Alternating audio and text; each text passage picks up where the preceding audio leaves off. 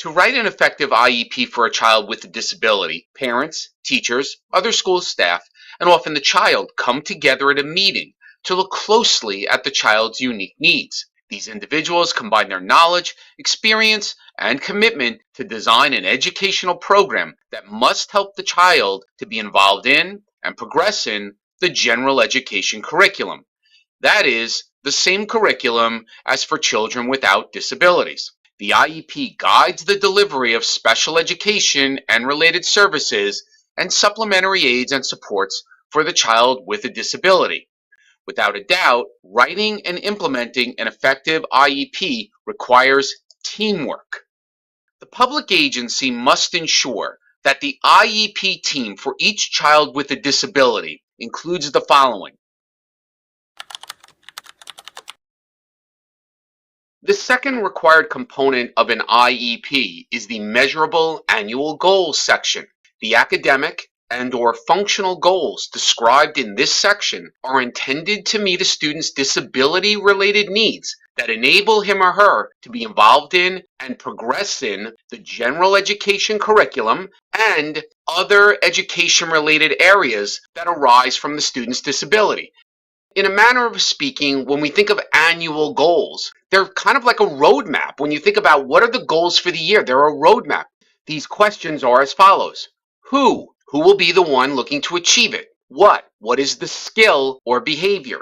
How? In what manner or at what level? Where? In what setting or under what conditions? And when? By what time? An ending date.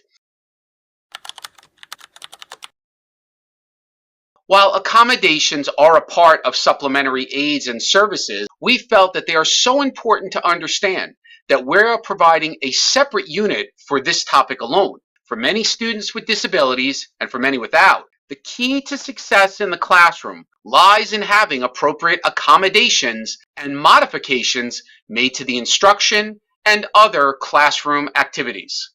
The federal law idea states that the IEP must contain a statement of any individual appropriate accommodations that are necessary to measure the academic achievement and functional performance of the child on state and district-wide assessments.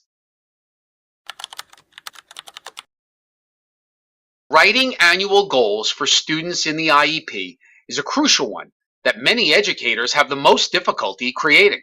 It is the child's real educational program for the school year in terms of strength areas and areas in need of attention. Annual goals are statements, and they are statements that identify what knowledge, skills, and/or behaviors a student is expected to be able to demonstrate within the period beginning with the time the IEP is implemented until the next scheduled review. This determination comes either at the initial meeting of the IEP or eligibility committee when the child is first classified, or at the annual review meeting held once a year.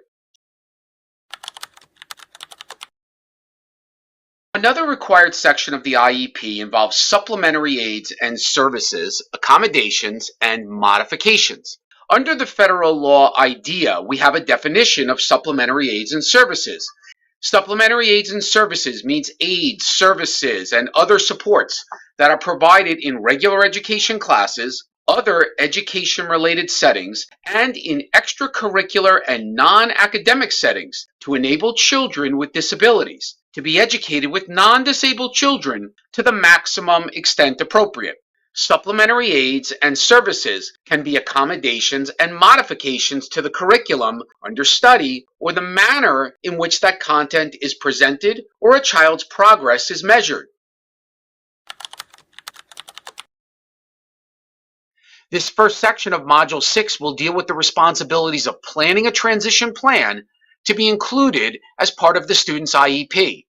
Now, the completion of high school is the beginning of adult life. Entitlement to public education ends, and young people and their families are faced with many options and decisions about the future.